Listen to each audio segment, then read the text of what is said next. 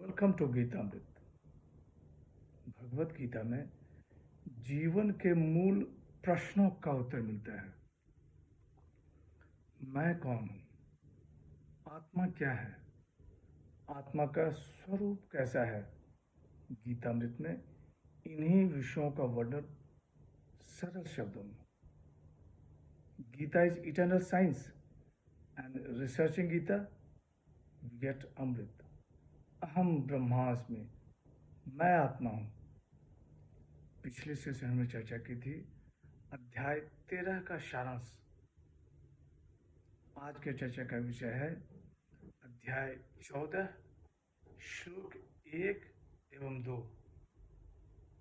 अध्याय 14 गुण त्रय विभाग योग, द योग of differentiation of the three modes.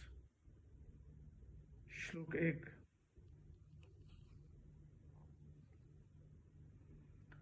परम भूयः प्रवक्ष्यामि ज्ञानानां ज्ञानमुत्तमम् यज्ञात्वा मुनयः सर्वे पराम सिद्धि मितो गता। श्री भगवान वाच, संपूर्ण ज्ञानों में उत्तम और परम ज्ञान को मैं फिर कहूंगा, जिसको जानकर सब के सब मुनि लोग इस संसार से मुक्त होकर परम सिद्धि को प्राप्त हो गए हैं। The blessed Lord said, I shall again declare that supreme wisdom of all wisdoms, by knowing which all sages have passed from this world to the highest perfection. अध्याय 13 में शरीर और आत्मा का अंतर बताया गया तथा यह भी कहा गया कि प्रकृति में स्थित होना और गुण विषयक आसक्ति यही संसार का कारण है। कौन से गुण, वे कैसे बांधते हैं, किस गुण से कैसी आसक्ति, गुणों से छुटकारा कैसे मिले तथा मुक्त मनुष्य के लक्षण क्या हैं, यह इस अध्याय में बताया गया है। परम भूयः प्रोक्ष्यामि ज्ञानानां ज्ञानमुत्तमम्। भगवान श्री कृष्ण कहते हैं कि समस्त ज्ञान में उत्तम ज्ञान को मैं फिर कहूंगा। यह ज्ञान शरीर से संबंध विच्छेद होने के कारण श्रेष्ठ है तथा यह ज्ञान परमात्मा की प्राप्ति कराने वाला होने से परम है। जितनी भी विद्याएं, कलाएं, भाषाएं का जो ज्ञान है, उनमें परमात्मा की प्राप्ति कराने वाला ज्ञान श्रेष्ठ है।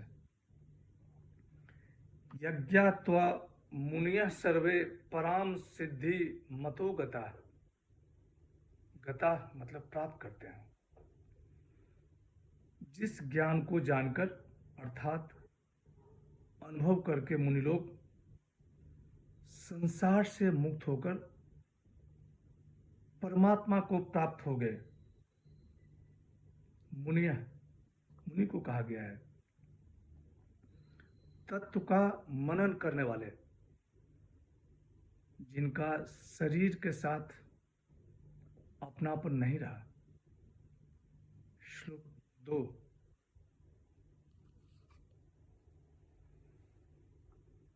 इदं ज्ञानमुपाश्रित्य मम साधर्म्यमागताः सर्गे अपि नोपजायन्ते प्रलये न व्यथन्ति च। श्री भगवान वाच, इस ज्ञान का आश्रय लेकर जो मनुष्य मेरे साधर्म को प्राप्त हो गए हैं, वे सृष्टि के आदि में जन्म नहीं लेते और प्रलय काल में भी व्याकुल नहीं होते। The blessed Lord said, having resorted to this wisdom and become of like nature to me, they are not born at the time of creation, nor are they disturbed at the time of dissolution.